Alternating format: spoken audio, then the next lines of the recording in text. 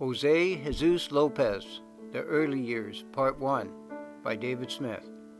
My Lopez ancestors were from Old Spain, province of Asturias.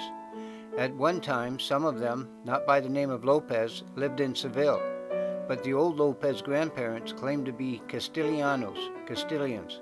They had some French and Arabian blood. Ignacio Lopez, born in Mexico, was the founder of the Lopez family in Alta California. Some of our family say that Ignacio and his sons, Juan and Juan Francisco, both born in Baja California, came to Alta California in 1769 with Gaspar de Portola and Father Junipero Serra. About this I cannot vouch, but some of them were here soon after that time, for one of them helped found San Gabriel Mission. Claudio Lopez was a brother of Juan and Juan Francisco. He was my great-grandfather. He and his wife Maria Luisa Cota de Lopez are buried inside the San Gabriel Mission. Juan and Claudio were given charge of the Indians building two of the missions, Claudio those at San Gabriel and Juan those at San Fernando. Juan's son Pedro followed his father as mayordomo over the Indians at San Fernando. This Pedro was my mother's father.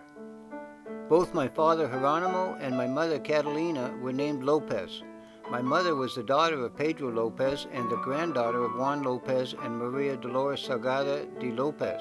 My father was the son of Esteban Lopez and the grandson of Claudio Lopez and Maria Luisa Cota de Lopez. Claudio was mayordomo at San Gabriel Mission for more than 40 years. From my parents and from the generation of my grandparents, I learned that in Spain our Lopez family was very wealthy and belonged to the aristocracy of Castile. Of course, I did not know the original Claudio or any of his brothers or sisters, but my grandfather Pedro Lopez did. Both Chico and Pedro Lopez told many stories about all these original colonists. The original brothers, Claudio, Juan, and Juan Francisco, had two sisters who came to California.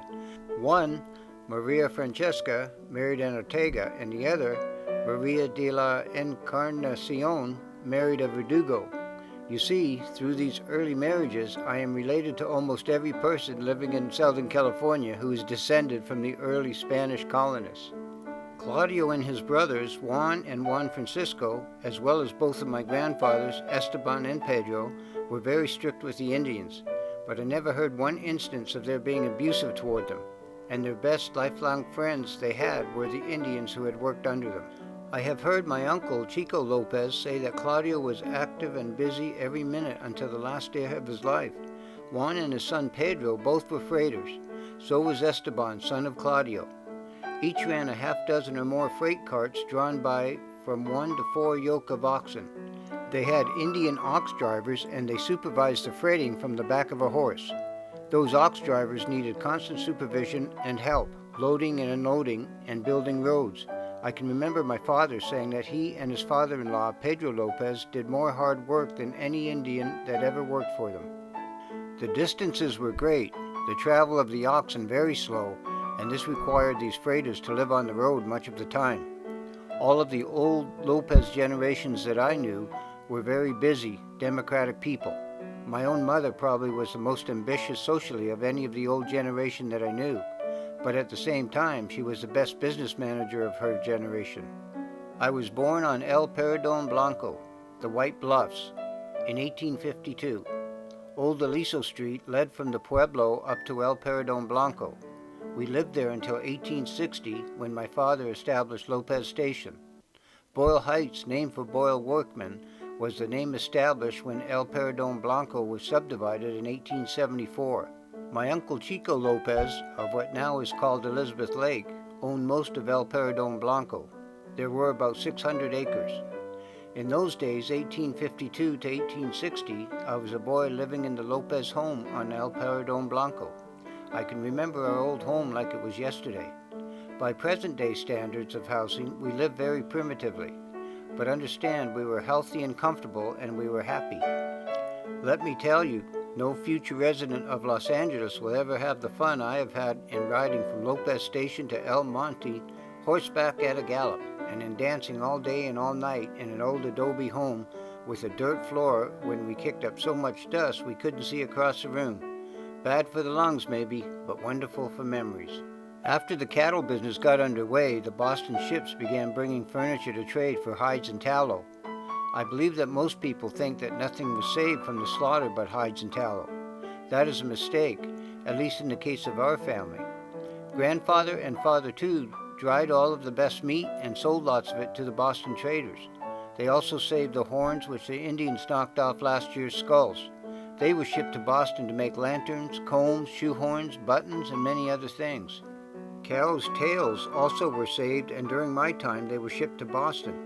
They were made into bright-colored tassel ornaments for decorating team harness and were shipped back to this coast. Mr. Nadal used hundreds of them on the bridles of his freight team harness. I sold them to him when I clerked in John Lazarovich's store in Los Angeles. The Boston ships brought furniture from the Atlantic coast or from China and the Sandwich Islands, not from Spain and never from Mexico. The Mexican authorities would not allow any foreign ships to take cargo from her ports to California, and the Mexican ships couldn't trade with California for any cattle products. Camphor wood chests were brought from China by the Boston ships. These were in great demand. They replaced the rough, hand-hewed wooden chests the Indians had made. There were no closets or cabinets in the California homes, and many chests, nice ones, were needed to hold the clothing, tablecloths, bed linens, and blankets for a family. Cowhides and horns and dried meat were carried to China to trade for Chinese products. Otter, beaver, and other furs also were carried to China. The Boston ships went around Cape Horn to Chile and Peru, then to China, to the Sandwich Islands, and to Monterey. Going back, they took hides, tallow, horns, dried meat, and furs. From Chile and Peru, they brought flour and sugar. It was crude sugar in crystals a half-inch thick and as brown as strong tea. Grandmother's Indian helpers used to crush the sugar crystals with an Indian mortar and pestle. From China, the Boston ships brought those camphor wood chests, nested inside of each other, 3 inside of one large one. The space inside was packed with silk and other products, lots of bolt silk and other cloth, mantillas, sashes for the waist, handkerchiefs, clothing, and scarves to be worn around the neck. The supercargo of the ship would unpack these chests in large wooden barrels and boxes of all kinds of goods and fit up the hold of a ship like a general store. Counters, whale oil lamps for light, and everything much nicer than any store in California. Everything was priced at so many cowhides or so much tallow by the arroba of 25 pounds. Grandfather would take his family in the cart to San Pedro, and the sailors with the boat from the ship would row them out to the ship. After they had finished with their purchases, the boat would bring them back to San Pedro.